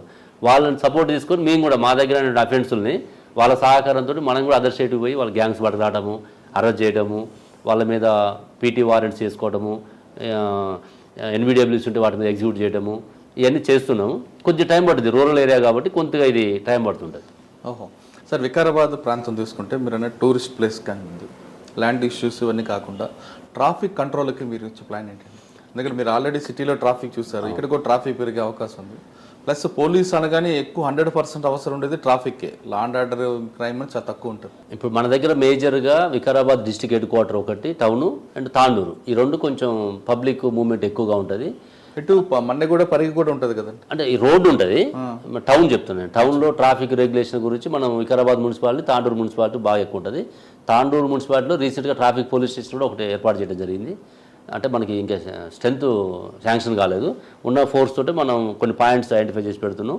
కలెక్టర్ గారితో, మున్సిపాలిటీతో, ప్రజాప్రతినిధులతో కోఆర్డినేట్ చేసి సిగ్నల్స్ పెట్టేయటము, ఆ సిగ్నల్స్ కొన్ని పని చేయనప్పుడు వాటిని కొంచెం రిపేర్ చేయించడము ఇవి జరుగుతున్నాయి. సేమ్ ఇక్కడ వికారాబాద్లో కూడా జంక్షన్స్ డెవలప్మెంట్ చేయడానికి ఇప్పుడు మొన్న వచ్చిన ఫండ్స్లో కలెక్టర్ గారికి కూడా మేము రిక్వెస్ట్ చేసినాం. మొన్న గవర్నమెంట్ మున్సిపాలిటీ డెవలప్మెంట్స్కి కొన్ని కోట్లు డబ్బులు ఇచ్చింది. అందులో ఈ జంక్షన్ డెవలప్మెంట్కి రాబోయే 10 సంవత్సరాలకి 20 సంవత్సరాలకి తగ్గట్టుగా పబ్లిక్ హోల్డ్ చేసే విధంగా జంక్షన్ డెవలప్మెంట్కి కూడా మేము లెటర్స్ పెట్టడం జరిగింది. ట్రాఫిక్ కూడా రెగ్యులేట్ చేస్తాం. ఇక్కడ ట్రాఫిక్ సమస్య అట్లా రోడ్ యాక్సిడెంట్ సమస్య ఉంటుంది. ఈ రోడ్డు అంటే ఇప్పుడు ఆల్రెడీ మనకి చేవెళ్ళ రోడ్డు 4-వే అవుతుంది కాబట్టి ఇది మనకి మన్నెగూడ నుంచి వికారాబాద్ మధ్య నేరో రోడ్డు ఉంది. దీనికి కూడా మనం అది వాళ్ళు గవర్నమెంట్ టేకప్ చేసే అవకాశం ఉంది భవిష్యత్తులో. ఆ రోడ్డు కూడా డెవలప్ అయితే మనకు కొంత రోడ్ యాక్సిడెంట్ తగ్గే అవకాశం ఉంటుంది. ఈ టౌన్లో రాబోయేటువంటి పబ్లిక్ని దృష్టిలో పెట్టుకొని మేము జంక్షన్స్ డెవలప్ చేయటము, దానికి తగ్గట్టు ట్రాఫిక్ పోలీసుని ఏర్పాటు చేయటము, సిగ్నల్స్ని ఇంప్రూవ్ చేయడం, ఇవన్నీ కూడా మేము చేయడానికి రెడీగా ఉన్నాం. అచ్చా సార్, ఎక్కువగా ట్రాఫిక్ కేసుల్లో స్టార్ట్ అయిన క్రైమ్ తర్వాత వాడు పెద్ద కేసులకు వెళ్ళే అవకాశం కనిపిస్తుంటుంది. సీనియర్ ఆఫీసర్ల దగ్గర చెప్తుంటారు కొంతమంది, చిన్న పాము అయినా సరే పెద్ద కర్రతో కొట్టారు. దాన్ని మీరు యాక్సెప్ట్ చేస్తారా? అంటే ట్రాఫిక్ తోటి పెద్ద క్రైమ్ అయిన సందర్భాలు తక్కువ ఉంటాయి కానీ నార్మల్గా వాడికి అక్కడే అలవాటు అవుతుంది, ఏమైనా మేనేజ్ చేసుకోవచ్చు అనేది ఒక మెసేజ్ పోతుంటుంది. అంటే ఇప్పుడు అట్లేం లేదు కానీ మనము కౌన్సిలింగ్ చేస్తున్నాం ఎప్పటికప్పుడు. మేము ఏం చేస్తున్నాం అంటే ప్రతి డ్రంక్ అండ్ డ్రైవ్ కూడా డైలీ మనం డ్రంక్ అండ్ డ్రైవ్ చేస్తుంటాం. జిల్లాలో ఎక్కడో ఒక దగ్గర డ్రంక్ అండ్ డ్రైవ్ అవుతుంటుంది. నెల అయ్యేసరికి ఒక 100 నుంచి 150 మంది మనకు అవుతుంటారు. ఈ 100-150 మందిని తీసుకొచ్చి వాళ్ళ ఫ్యామిలీ మెంబర్స్ ఉండి కౌన్సిలింగ్ చేస్తున్నాం. ఇక్కడ కూడా ఇంతకుముందు హైదరాబాద్ సిటీలో జరుగుతుండేది. అట్లాంటిది ఇప్పుడు మన రూరల్ ఏరియాలో కూడా మనం పవర్ పాయింట్ ప్రజెంటేషన్ పెట్టించి రోడ్ యాక్సిడెంట్స్ వల్ల ఎట్లాంటి ఇబ్బందులు అవుతున్నాయి, దాని రెగ్యులేషన్స్ ఏమున్నాయని చెప్పేసి వాళ్ళందరికీ ఫ్యామిలీ మెంబర్స్ కౌన్సిలింగ్ చేస్తున్నాం. అట్లా కూడా మనం అంటే ఎంత ఏంటంటే మనం క్రైమ్ తగ్గడానికి మనం ప్రయత్నం చేయాలి. 360 degreesలో మనం మానిటర్ చేసి చిన్న పామునైనా పెద్ద కర్రతో కొట్టాలన్న దాంట్లో మనం ఎక్కడికక్కడ పూర్తిగా కంట్రోల్ చేయడానికి మేము ప్రయత్నం చేస్తున్నాం. ఓకే సార్, ఫైనల్గా చెప్పండి, మిమ్మల్ని చూసి చాలామంది డిపార్ట్మెంట్కి వచ్చారు, ఇంకా రావాలనుకున్న వాళ్ళకి లేదా ఆల్రెడీ డిపార్ట్మెంట్లో ఉన్న వాళ్ళకి మీరు ఇచ్చే మెసేజ్ ఏంటి? అంటే డిపార్ట్మెంట్లో చాలా సాటిస్ఫాక్షన్ ఉంటుంది. పోలీస్ డిపార్ట్మెంట్లో జాబ్ సాటిస్ఫాక్షన్ చాలా ఎక్కువ ఉంటుంది మిగతా వాటితో కంపేర్ చేసుకున్నప్పుడు. అంటే ప్రతి ఒక్కరికి కూడా నేను వెల్కమ్ తెలియజేస్తున్నా, నా సర్కిల్లో కానీ, నా ఫ్రెండ్స్లో కానీ, నా రిలేటివ్స్లో కానీ. అట్ ద సేమ్ టైం మిగతా వాళ్ళకి కూడా ఇప్పుడు ఎందుకంటే గవర్నమెంట్ బాగా నోటిఫికేషన్ ఇస్తుంది. పోలీస్ డిపార్ట్మెంట్లో అయితే ఎప్పటికప్పుడు ఇది రిక్వైర్మెంట్ ఉండేది కాబట్టి ఎప్పుడు వేకెన్సీలు వస్తూనే ఉంటాయి. కాబట్టి ఒకసారి ప్రయత్నం చేసి రానంత మాత్రాన నిరుత్సాహపడకుండా మళ్ళీ ప్రయత్నం చేయమని నేను చెప్తున్నా. వచ్చిన వాళ్ళు కూడా జనమంది ఏం చేస్తారంటే జాబ్ వచ్చిన తర్వాత ఇక నేను వచ్చిందని చెప్పేసి రిలాక్స్ అవుతుంటారు. ఇక నేను చెప్పిన నా శాలరీ నాకు వస్తుందనే నేపథ్యం కాకుండా మనము ఎప్పుడు కూడా కత్తి మీద సాములాగా ఉంటుంది మనది పోలీస్ డిపార్ట్మెంట్. కాబట్టి ఎప్పుడు అలర్ట్గా ఉండాలి, ఎప్పటికప్పుడు అప్డేట్ అవుతుండాలి. మనం చదువుకున్నప్పుడు ఉన్నటువంటి టెక్నాలజీ కంటే ఇప్పుడు మనకు పెరుగుతుంది కాబట్టి ఎప్పటికప్పుడు మనం అప్డేట్ అవుతుండాలి. మనకి ట్రైనింగ్సే కాకుండా పర్సనల్గా కూడా మనం దాన్ని ఇంప్రూవ్ చేసుకోవాలి. పబ్లిక్ మనం ఎప్పుడు కూడా సాటిస్ఫై లెవెల్లో ఉండాలి. మనం తప్పులు తక్కువ చేయగలగాలి. పోలీస్ డిపార్ట్మెంట్లో ఏంటంటే చిన్న తప్పు కూడా పెద్దగా అవుతుంది. ఎందుకంటే గవర్నమెంట్కి మెసేజ్ పోయేది పోలీస్ డిపార్ట్మెంట్ ఎక్కువ కాబట్టి తప్పు చేసినప్పుడు అది ఇంపాక్ట్ గవర్నమెంట్ మీద పడుతుంటుంది. కాబట్టి మనం అప్రమత్తంగా ఉండి దీన్ని ట్యాకిల్ చేసుకోవాలనేది నా యొక్క. సార్, మీరు ఇక్కడ రాకముందు టాస్క్ ఫోర్స్లు ఉన్నప్పుడు ఇంట్రెస్టెడ్ గ్యాంగ్స్ కొన్ని ఉంటాయి. ఆ గ్యాంగ్స్ వెళ్ళగానే మనకు ఐడెంటిఫై అవ్వరు, అక్కడ వాళ్ళ మీద ఎదుర్కొని వాళ్ళు మనల్ని దాడి చేసే సంఘటనలు కూడా ఉంటాయి. అక్కడ మీరు ఏ ప్లేస్లోకి వెళ్ళి ఎక్కువగా స్ట్రగుల్ ఫేస్ గ్యాంగ్ని ఐడెంటిఫై చేసుకొచ్చారు? అంటే మేము ఫస్ట్ ఏం చేసేవాళ్ళం, ఇక్కడ టాస్క్ ఫోర్స్ ఉండగానే ఇంటెలిజెన్స్ సిస్టమ్ డెవలప్ చేసుకునే వాళ్ళం, ఇన్ఫార్మర్స్ డెవలప్ చేసుకునే వాళ్ళం. ఇన్ఫార్మర్స్ కూడా డబ్బులు ఖర్చు పెట్టేవాళ్ళం. పెట్టి ఇక్కడ అఫెండ్ చేసి ఇరానీ గ్యాంగ్స్ బాగా చేస్తుండే. మేము టాస్క్ ఫోర్స్ ఉన్నప్పుడు మనకి బీదరు, గుల్బర్గా ఈ ఏరియా నుంచి ఇరానీ గ్యాంగ్స్ ఎక్కువ వచ్చి మన సిటీలో అఫెండ్ చేస్తుండేది. ముఖ్యంగా చైన్ స్నాచింగ్ చేస్తుండేవాళ్ళు. వాళ్ళు హై అండ్ బైక్స్ వాడుతుండేవాళ్ళు. అయితే మనకి ఏంటంటే CC footage Mahender Reddy sir ఏంటంటే తెలంగాణ గవర్నమెంట్ వచ్చినాక సీసీ కెమెరాల మీద బాగా ఫోకస్ చేసి సీసీ కెమెరా పెట్టడం వల్ల అంతకుముందు హ్యూమన్ ఇంటెలిజెన్స్ తోటే మనం సెలెక్ట్ చేసేవాళ్ళం, నేరస్తులు పట్టుకునేవాళ్ళం, లేదంటే సెల్ ఫోన్ టెక్నాలజీని చేసేవాళ్ళం. ఇప్పుడు సీసీ కెమెరాలు బాగా మనకి యూజ్ఫుల్ అయినమాట. వాటితో నేరం చేసి వాడు అక్కడికి పోకముందే మనకి ఇక్కడ ఫోటో దొరికేది, సీసీ ఫుటేజ్ కలెక్ట్ చేసేది, వాళ్ళకి పంపించేది మనం ఈ పర్సన్ ఎవరు అని ఫలానా వాడు అని చెప్పేవాళ్ళు. చెప్పాగానే మనం వాడి యొక్క హైడౌట్స్ ఎక్కడ, వాడి హౌస్ ఎక్కడ, ఇవన్నీ మనం చేసుకొని పోయేవాళ్ళం వాడికి. ఒక్కోసారి వాడు రీచ్ కాకముందు మేము పోయేవాళ్ళం, ఫ్లైట్లలో పోయేవాళ్ళం, లేదంటే వాడు రీచ్ అయిన కొన్ని గంటల్లోనే మనం రీచ్ అయ్యేవాళ్ళం. సార్ వాడు రీచ్ కాకముందే వెళ్ళి తలుపు కట్టిన కేసు ఉంది, సందర్భాలు ఉన్నాయి. మేము ఏంటంటే రాజస్థాన్ గ్యాంగ్ ఇక్కడ చేసుకొని వాళ్ళు ట్రైన్లో పోతుంటే వాడు ఏ ట్రైన్లో ఎక్కడ ఎక్కాడు, నెక్స్ట్ స్టాప్ ఎక్కడ ఆగాడు, నెక్స్ట్ ఎప్పుడు దిగుతాడని చేసి మేము ఢిల్లీ పోయి ఢిల్లీలో కూడా పట్టుకున్న సందర్భాలు ఉన్నాయి. టాస్క్ ఫోర్స్లో వాడు ట్రైన్ దిగముందే ఆశ్చర్యపోయాడు. అంటే అంత టెక్నాలజీ వాడుకున్నాం, అంత టీమ్ కూడా టాస్క్ ఫోర్స్లో ఒక టీంకి 15 to 20 మెంబర్స్ ఉంటారు, కానీ చాకులాగా పనిచేసేవాళ్ళు. అసలు నిజంగా అప్రిషియేట్ చేయాలి వాళ్ళని. అంత కమిట్మెంటు, కొన్ని రాత్రులు నిద్ర ఉండదు, కొన్ని రోజులు ఫ్యామిలీకి ఇంటికి పోరు, అంత డెడికేషన్తో పనిచేస్తారు. మేము కూడా గ్యాంగ్ మీరు బీదర్ అవ్వచ్చు, లేదంటే జైరాబాద్, లేదంటే బీదర్ పక్కన దావణగిరి చాలా ఉన్నాయి. ఈ ప్రాంతంకి వెళ్తే వాళ్ళు మీ మీదకి అటాక్ చేస్తారు, మిగతా దొంగల్లా సరెండర్ అవ్వరు. మరి అక్కడ ఆడవాళ్ళు కూడా వాళ్ళకి సపోర్ట్ చేస్తారు, ఆ గ్రామం అంతా అటాక్ చేస్తుంది. అటువంటి సంఘటన మాకు మేము ఎక్స్పీరియన్స్ ఉంది మాకు. నేను కూడా పర్సనల్గా టీం తీసుకొని పోయినాము. ఒక్కసారి అతని పేరు నాకు కరెక్ట్ గుర్తు రావట్లేదు. తర్వాత అతను పట్టుకొచ్చినాము. ఫ్యామిలీ అందరు లేడీస్ అందరూ మీద పడ్డారు. మేము స్లోగా వాళ్ళని కౌన్సిలింగ్ చేసుకుంటూ అక్కడ ఉన్నటువంటి సర్పంచ్ని, వాళ్ళని అక్కడ లోకల్ ఉన్నటువంటి ఎస్ఐని పిలిపించి, అంటే ఫస్ట్ ఏంటంటే ఒకసారి ఇన్ఫర్మేషన్ ఇస్తే వాళ్ళు లీక్ చేస్తారు, అది మేమే మా డైరెక్ట్ మేమే పోయి ట్రై చేస్తాం. అది కానప్పుడు మనం లోకల్ అసిస్టెంట్ తీసుకుంటాం. అయితే అక్కడ వీళ్ళు లేడీస్ వీళ్ళందరూ అదేంటంటే గ్యాంగ్స్ కాబట్టి ఎవరు వచ్చినా వాళ్ళ ఎంఓ ఇట్లే ఉంటుంది. ఫస్ట్ వాళ్ళ మీద మనం తిరగబడాలి, వాళ్ళు వెళ్ళిపోతే ఏం లేదు, లేకపోతే సరెండర్ కావాలి అనే దాంట్లో ఉంటుంది. మేము అందరూ మా మీద తిరగబడితే మేము కౌన్సిలింగ్ చేసి వాళ్ళతో కొంచెం వెనక్కి పోయి మళ్ళీ ముందుకు పోయి వాళ్ళతో మాట్లాడి వాళ్ళ నుంచి కొద్దిమందిని దగ్గర తీసుకొని లోకల్ ఆఫీసర్ని పిలుచుకొని అల్టిమేట్గా క్రిమినల్ అయితే పట్టుకునే మేము హైదరాబాద్ రావడం జరిగింది. క్రిమినల్ పట్టుకొస్తారు, కానీ ప్రాపర్టీ రికవరీ అది చాలా కష్టం. ప్రాపర్టీ రికవరీలో కూడా మేము దాదాపు ఆ ఇరానీ గ్యాంగ్స్ 3 కేజీలు రికవరీ చేసినాం. అసలు వండర్ అనమాట. అది కూడా రికార్డే. లాంబాది ఒక రికార్డ్ అయితే ఇరానీ గ్యాంగ్ని తీసుకొచ్చి 3 కేజీలు రికవరీ చేసి అతను పీడియాక్ట్ పెట్టి జైల్లో కన్విక్షన్ వచ్చేటట్టు చేసి వాడు శిక్ష అయిపోయేదాకా ఇక్కడి నుంచి పంపించలేక మనం దాదాపు 3 సంవత్సరాలు ఇక్కడనే ఉంచి పంపించినాం. కానీ రికవరీ అంత ఈజీ కాదు కదా. కాదు అంటే మేము చెప్పట్లేదు, అది కూడా టాలెంట్. రికవరీ చేయటం మనం 360 degreesలో వాళ్ళ ఫ్యామిలీ మెంబర్ తీసుకొచ్చి మాట్లాడి వాళ్ళ ప్రాపర్టీస్ అని అటాచ్మెంట్ చేసి ఇవన్నీ చాలా కష్టం ఉంటుంది వెనకాల. అంత ఈజీ కాదు. అయినా కూడా మనం ఆ డెడికేషన్ తోటి కమిట్మెంట్ తోటి పనిచేసినాం కాబట్టి అన్ని సందర్భాలు సాధ్యం కాకపోవచ్చు. ఇందులో మేము సక్సెస్ అయినాం. అంటే మీలాంటి వాళ్ళు కొంతమందికి పర్వాలేదు, కానీ చాలామంది డిపార్ట్మెంట్ రాగానే అదో పవర్ వస్తుంది, డబ్బులు సంపాదించవచ్చు అనే భావంతో కొంతమంది వస్తుంటారు. సర్వీస్ మోటో కన్నా సంపాదన మోటోలో వస్తుంటారు. వాళ్ళకి ఇచ్చే మెసేజ్ ఏంటి? అంటే అది నేను మాట్లాడలేను.